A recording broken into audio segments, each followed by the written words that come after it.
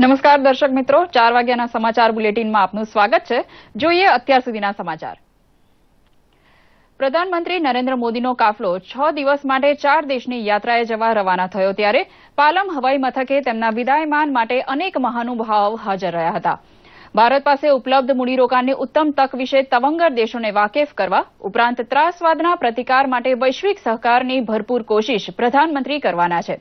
Germany, Spain, Russia અને ફ્રાન્સની યાત્રાનો પહેલો પડાવ બર્લિન છે, જ્યાં જર્મન ચાન્સેલર એન્જેલા મર્કલ સાથે પ્રધાનમંત્રી મંત્રણા યોજશે. કેન્દ્રીય મંત્રી હર્ષવર્ધન, પિયુષ ગોયલ, નિર્મલા સીતારમણ તથા એમ.જે. અકબર સાથે મળી અનેક ક્ષેત્રમાં જર્મનીનો સહકાર અને મૂડીરોકાણ મેળવવા કોશિશ કરશે. ભારત અને જર્મનીની મોટી કંપનીઓના વડા પણ પરસ્પર ફાયદાકારક સોદા માટે આ પ્રસંગે વાતચીત કરવાના છે. વિદેશ યાત્રાના બીજા પડાવ જેવા સ્પેન પાસેથી Bharat infrastructure, smart city, digital technology, Akshay ઉર્જા, સંરક્ષણ તથા ટુરિઝમ જેવા ક્ષેત્રમાં સહકારની અપેક્ષા રાખે છે. જ્યારે રશિયાના સેન્ટ પીટર્સબર્ગ ખાતે ભારત રશિયા વાર્ષિક બેઠકમાં પ્રધાનમંત્રીની હાજરી ખૂબ મહત્વની મનાય છે. છેલ્લા પડાવમાં ફ્રાન્સના નવા રાષ્ટ્રપતિ સાથેની બેઠકમાં પ્રધાનમંત્રી દોસ્તી ઉત્તરોત્તર બહેતર બનાવવા માટેની વ્યવસ્થા પર ભાર મૂકશે. ગુજરાત માધ્યમિક શિક્ષણ બોર્ડ દ્વારા માર્ચ મહિનામાં લેવામાં આવેલી ધોરણ 10ની પરીક્ષાઓમાં દીકરીઓએ મેદાન માર્યું છે. ધોરણ 10ની પરીક્ષામાં સમગ્ર રાજ્યમાંથી 11.02 લાખ વિદ્યાર્થીઓ નોંધાયા હતા. ગુજરાતનું ધોરણ 10નું નિયમિત વિદ્યાર્થીઓનું પરિણામ 68.24% આવ્યું છે. સૌથી વધુ ટકાવારીવાળું ગીર સોમનાથનું સુપાસી કેન્દ્ર છે, જે 98.2% રિઝલ્ટ સાથે પ્રથમ આવ્યું છે. જ્યારે સૌથી ઓછું પરિણામ ધરાવતું કેન્દ્ર નર્મદા જિલ્લાનું નાંબડિયા કેન્દ્ર 10.50% સાથે સૌથી નીચું છે. A1 ગ્રેડ ધરાવતા 3750 વિદ્યાર્થીઓ છે. સૌથી વધુ પરિણામ ધરાવતો સુરત જિલ્લો છે, જે 79.27% સાથે પ્રથમ નંબરે છે. જ્યારે નર્મદા જિલ્લો 46.90% પરિણામ સાથે ઓછું પરિણામ ધરાવતો જિલ્લો છે. તેજસ્વી અને સફળ વિદ્યાર્થીઓએ વ્યવસ્થિત આયોજન, ધીરજપૂર્વક મહેનત અને ઉત્તમ માર્ગદર્શનને મહત્વના ગણાવ્યા હતા. ગાંધીનગર ખાતે સનદી સેવાના તાલીમાર્થી અધિકારીઓએ મુખ્યમંત્રી વિજય રૂપાણીની મુલાકાત લીધી હતી અને તેમની સાથે ચર્ચા વિચારણા પણ કરી હતી. મુખ્યમંત્રીએ નવા સનદી અધિકારીઓ સાથે ઓળખાણ અને પૂછપરછ કર્યા બાદ તેમને શુભેચ્છા પાઠવી હતી, તેમજ કેટલાક સૂચનો પણ કર્યા હતા અને પોતાની ફરજ દરમિયાન નિષ્પક્ષ નિર્ણય લેવા અપીલ કરી હતી.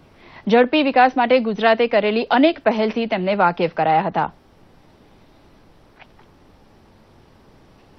મુખ્યમંત્રી શ્રી વિજય રૂપાણીએ આજે ગાંધીનગર ખાતે શિક્ષણમાં ફીસ અમલીકરણ સમિતિના સભ્યો અને અધિકારીઓ સાથે બેઠક યોજીને વિચાર વિમર્શ કર્યો હતો. આ બેઠકમાં શિક્ષણ મંત્રી ભૂપેન્દ્રસિંહ ચુડાસમા પણ ઉપસ્થિત રહ્યા હતા. હાલમાં જ રાજ્ય સરકારે શૈક્ષણિક સંસ્થાઓમાં ફી નિર્ધારણ અંગેના નિયમો કર્યા છે અને ત્યારબાદ ફી નિર્ધારણના નિયમોના અમલીકરણ અંગે પણ એક સમિતિ રચવામાં આવી હતી. આ સમિતિના સભ્યો દ્વારા જુદી જુદી શાળાઓમાં જઈને રાજ્ય સરકારના નિયમોનો અમલીકરણ કરાવવા પ્રયાસ કરાય છે. ઉલ્લેખનીય છે કે તાજેતરમાં રાજ્યની મોટાભાગની શાળાઓમાં 300 રૂપિયાથી 60,000 સુધી ફીમાં ઘટાડો કરાયો હતો. ઉનાળાની કાળઝાળ ગરમીમાં વીજળીની માંગને પહોંચી વળવા સરદાર સરોવર નર્મદા યોજનાના વીજ મથકો 2 દિવસ ચલાવી 11,600 મેગાવોટ વીજળીનું ઉત્પાદન કરવામાં આવ્યું હતું. રાજ્યની જીવાદોરી સમાન નર્મદા ડેમમાં પાણીની આવક 25,000 ક્યુસેક કરતાં પણ વધારે થઈ છે. નર્મદા ડેમની જળ સપાટી 119.20 મીટર છે. ડેમ માત્ર 2.5 મીટર જેટલો ખાલી છે. વીજ માંગને પહોંચી વળવા માટે નર્મદા ડેમના 1200 મેગાવોટના રિવરબેડ પાવર હાઉસના 3 યુનિટને સમયાંતરે ચલાવવામાં આવે છે, જેના કારણે 2 દિવસમાં 11,600 મેગાવોટનું વીજ ઉત્પાદન થતાં ગુજરાત ઉપરાંત સહયોગી રાજ્યો મહારાષ્ટ્ર અને મધ્યપ્રદેશને પણ ફાયદો થઈ રહ્યો છે.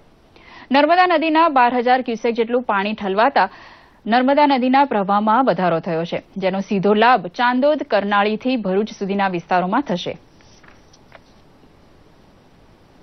આદિવાસી પંથક એવા તાપી જિલ્લામાં બસતા બીપીએલ કાર્ડધારક આદિવાસી સમાજના લોકો સાથે રેશન કાર્ડની દુકાનના સંચાલકો દ્વારા ગેરરીતિ કરાતા વ્યારા ખાતે કાર્ડધારકોએ રેલી કાઢી જિલ્લા કલેક્ટરને તેમની માંગણીઓ સાથેનું આવેદનપત્ર આપ્યું હતું.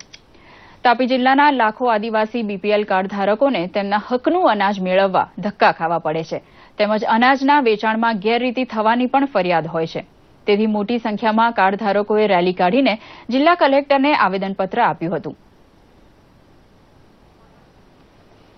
આ સાથે જ આ સમાચાર સમાપ્ત કરીએ છીએ. નમસ્કાર.